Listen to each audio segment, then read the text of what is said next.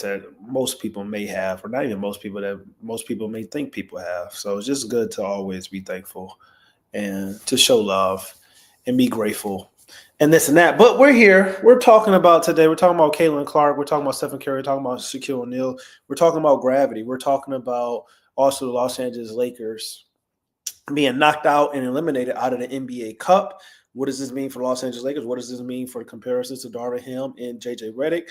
But let's get into it. When we think about gravity, the first person that comes to mind is, of course, Stephen Curry. Stephen Curry is one of the greatest basketball players who ever played this game, one of the top 5 point guards of all time, top 2, really, top 2 to 3, depending on who you ask. Some people feel like Stephen Curry is the greatest point guard of all time, even if you're going by that traditional landscape of a point guard, shooting guard, small forward, power forward, center, even though I believe that Stephen Curry is not a point guard. He's not a shooting guard. He's a hybrid. That means he's a tweener, and he plays kind of both positions in a unique way.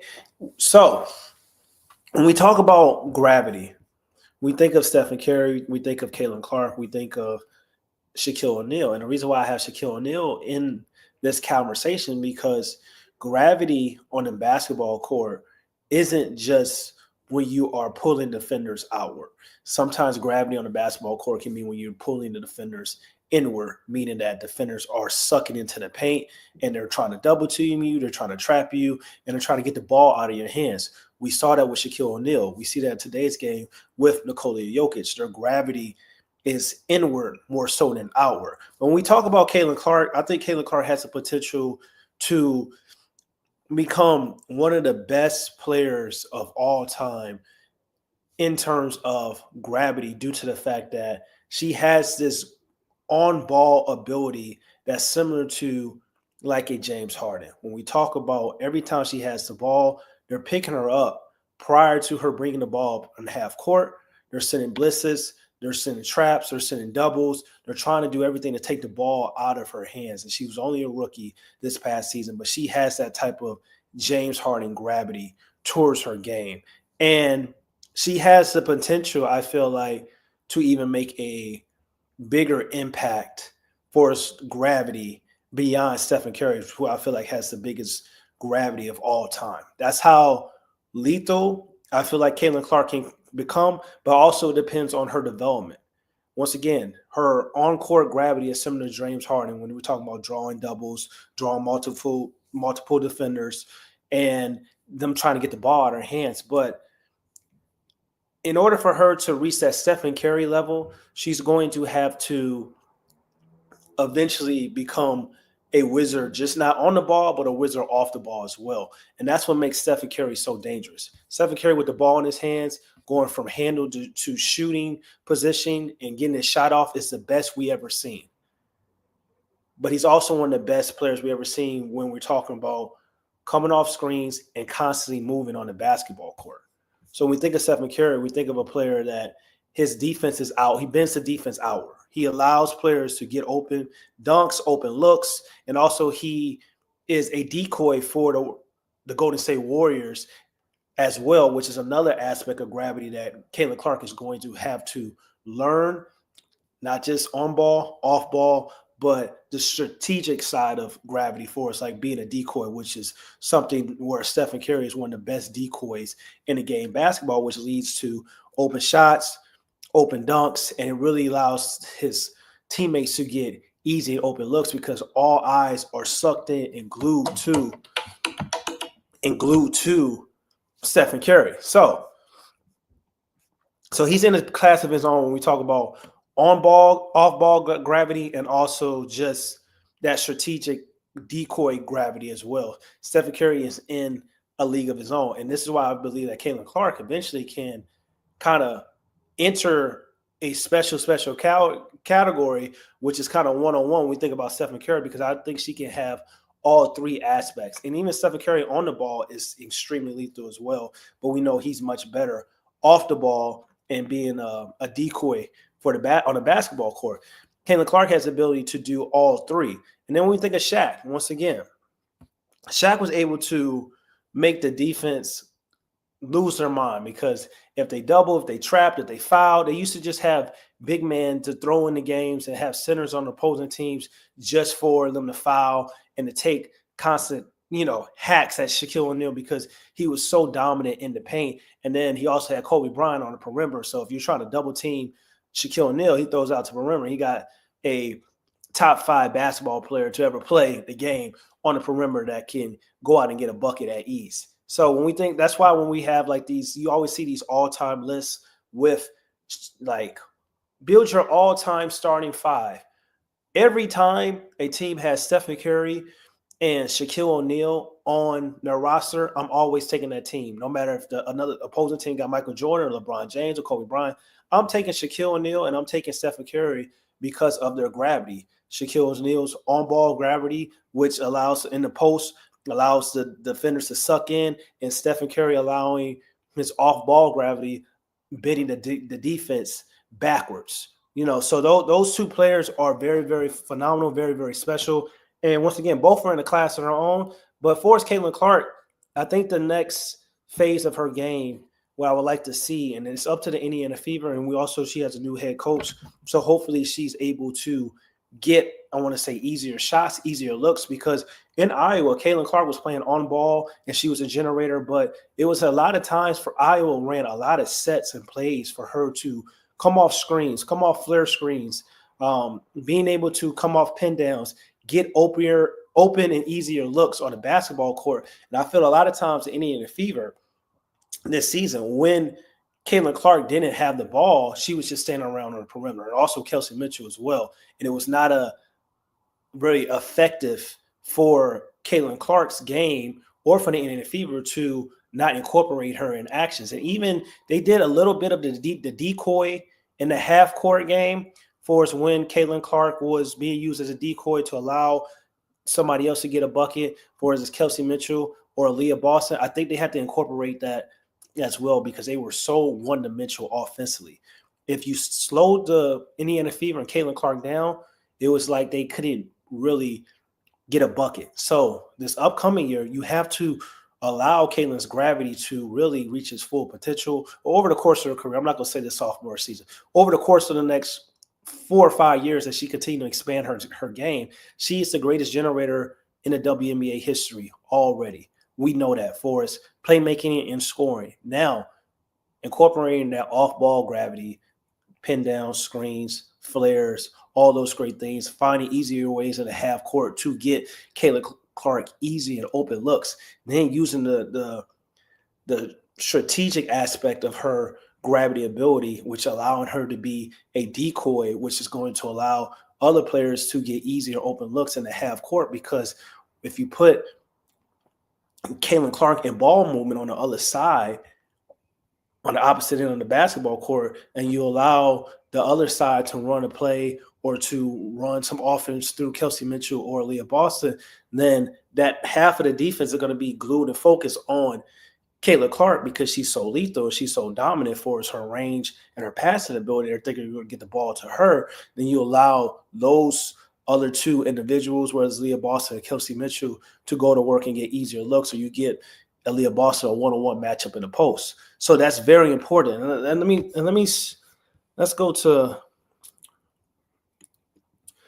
me show you a little bit of what I'm talking about for the next step for Caitlin Clark.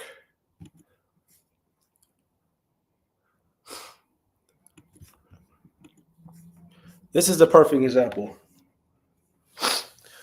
This is the perfect example of what I'm talking about. I'm sorry, got a cold going on, but this is what I'm talking about. So you see right now, 1, 2, 3, and they're using Aaliyah Boston in this action as well. So you have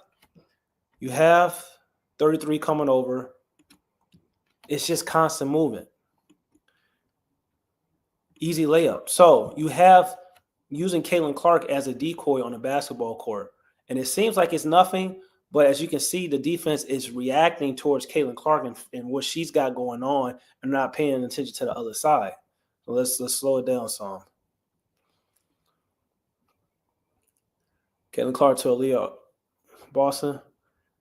Caitlin Clark setting the screen. Then she's going to come off the screen right for Aaliyah Boston because, and you look into the defense, 1, 2, 3 defenders are locked in on what Caitlin Clark is doing. Because they were thinking Caitlin Clark's going to get the ball. This is a decoy. This is what Stephen Curry does extremely well. This is a formula of gravity that a lot of people don't talk about. They only talk about gravity off the ball or on the ball, but this is a strategic version of gravity for us being a decoy on a basketball court, which allows your teammates to get easier open looks by using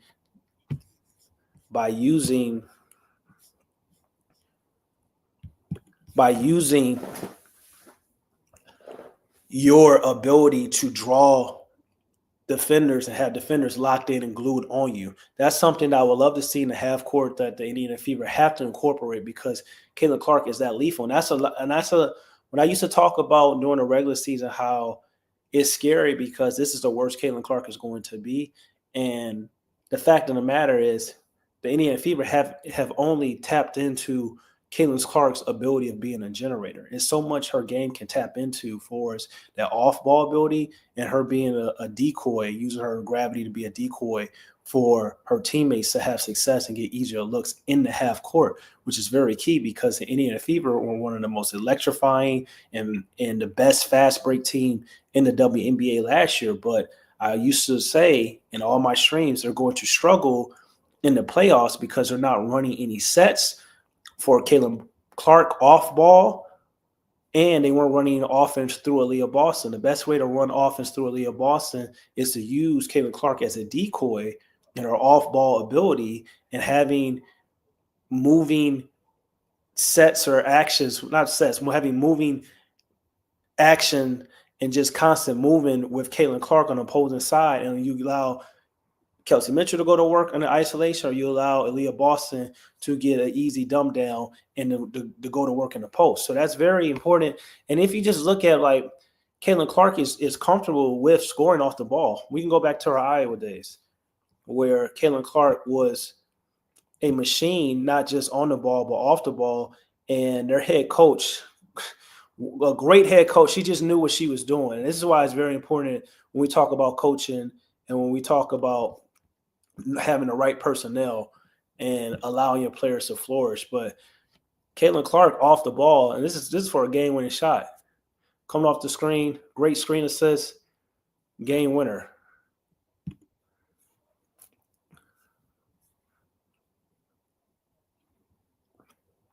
Look at the constant movement.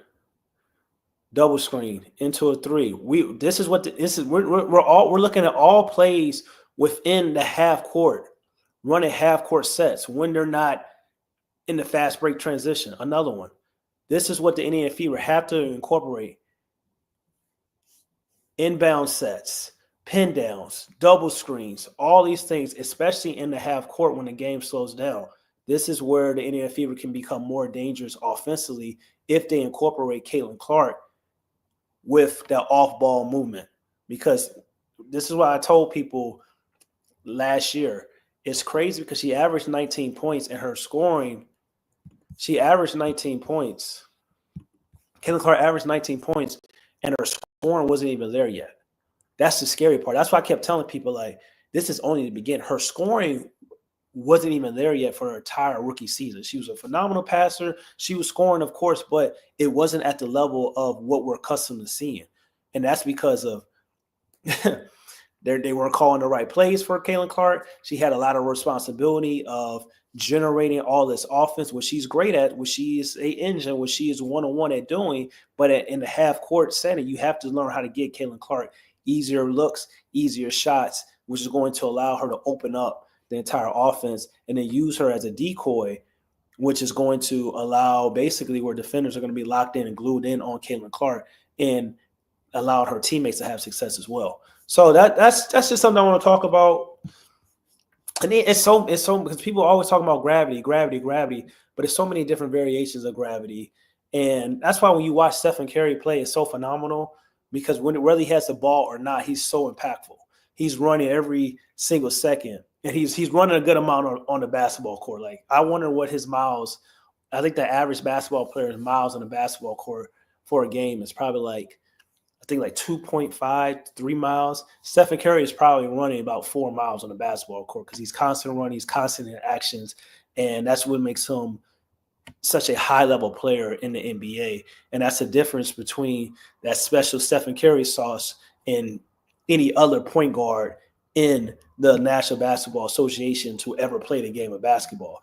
And then you got other people like LeBron James, who and Giannis Antetokounmpo, when their gravity is different because even though they're not necessarily the scorers as a Stephen Curry or a Michael Jordan for it's like, or a Kobe Bryant for it's like having that shot creator mentality, LeBron James and Giannis, they can suck the teeth of the defense is strictly by just attacking the basket.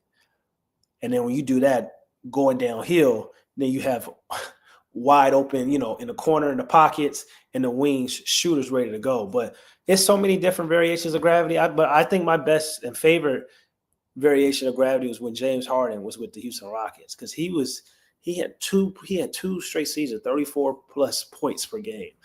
He was getting picked up full court. It was crazy. He was getting double in the full court. They were doing anything in their minds to take the ball out of James Harden's hands. And that's what I kind of see with Caitlin Clark. She has that James Harden type of on-ball gravity, but she can even tap into a different realm if she starts going back to her Iowa days, coming off the ball more, especially in the half court, and also being a decoy for her teammates to allow them to get easier open looks.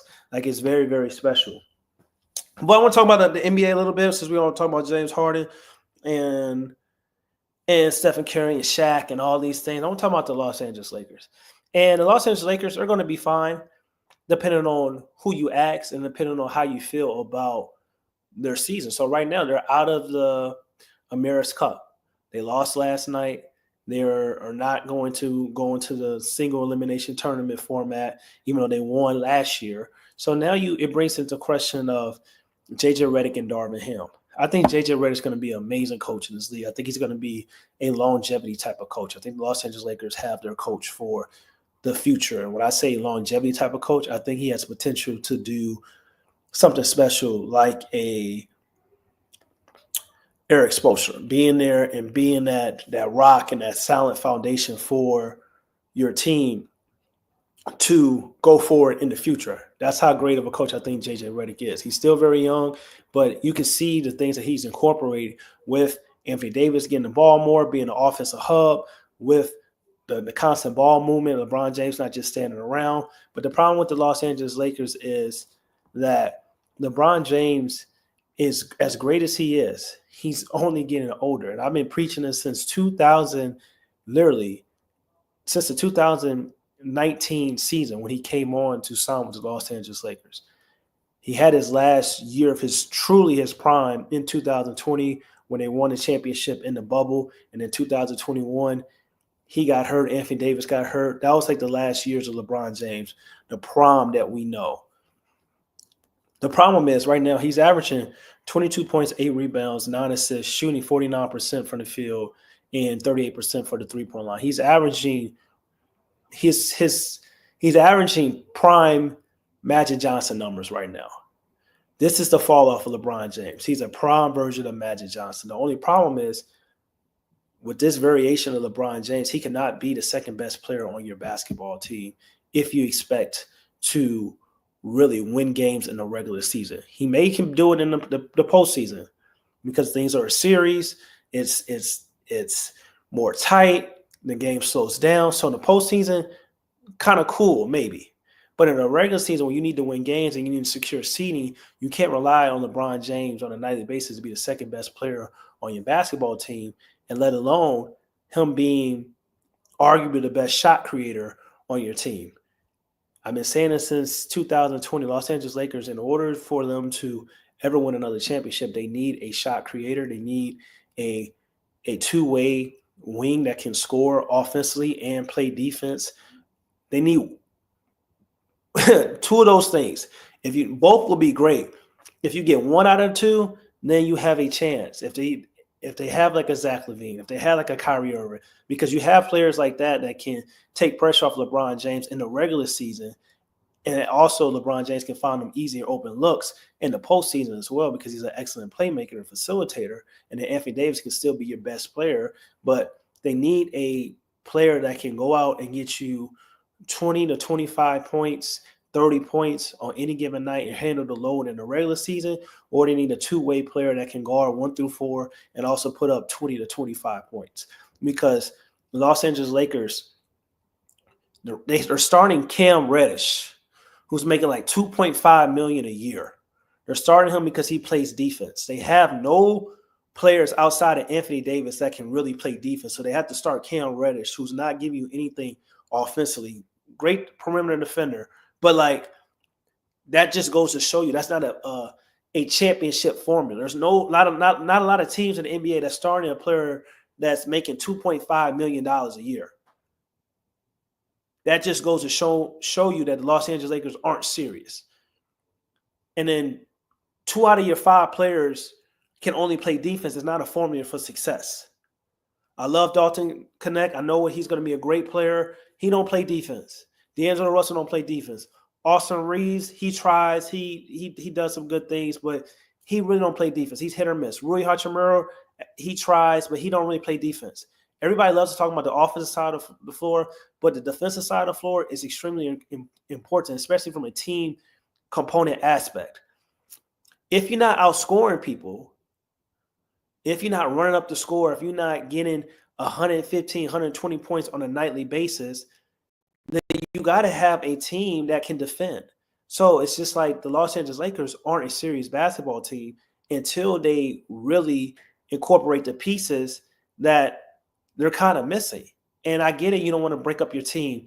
You have a group that's been together. But if it's not working, it's not working. And it never works when you have a new head coach that comes on and keeps the same personnel. So basically you're saying that it was just a coach, which, yes, it could have been just a coach. And partly it was Darvin Ham. J.J. Redick has been better than Darvin Ham, even though the record says they're both the same. But J.J. Redick has been better than Darvin Ham. But at the same time, it never works when you just it's like you take over a team that's already was put together by somebody else. They need to make a move, and they need to make a move fast, and they need to figure out what they're going to do because, once again, LeBron James, this is decline. The LeBron James decline is a prime Magic Johnson, and also him not being able to be the second best basketball player on your team in the regular season. He's just not that. He can't carry the load anymore. And you got guys that can score and they can, put the ball in the hoop, but they're not consistent. If you're relying on D'Angelo Russell and Austin Reeves to be your most consistent shot creator on a nightly basis, that's not a playoff team. In comparison to going out and find a guy like a Zach LaVine, going out and find a guy like possibly a Trae Young, or going and try to acquire a two-way defensive player that can guard 1 through 4 and also get you 20.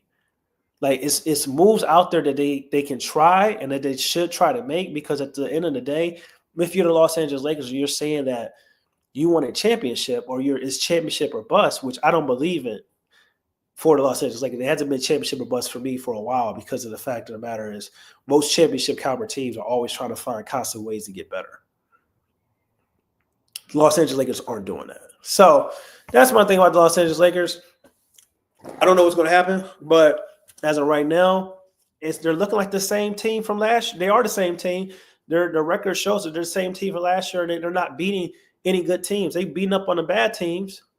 But in order to be a good team, you got to beat up on the bad teams. Can't lose those games, but you also got to win against the good teams as well. And I know the West is stacked. I know the West is a super tough conference. But at the end of the day, when you got Anthony Davis, you got LeBron James on your team, that's better than what most teams have. So you got to figure out ways to get it done. But it's your boy, Mike K. Smith. Thank y'all for tapping in. Make sure you go like, comment, and subscribe. Hope y'all have a great, happy holidays. I'll be streaming probably again on Monday.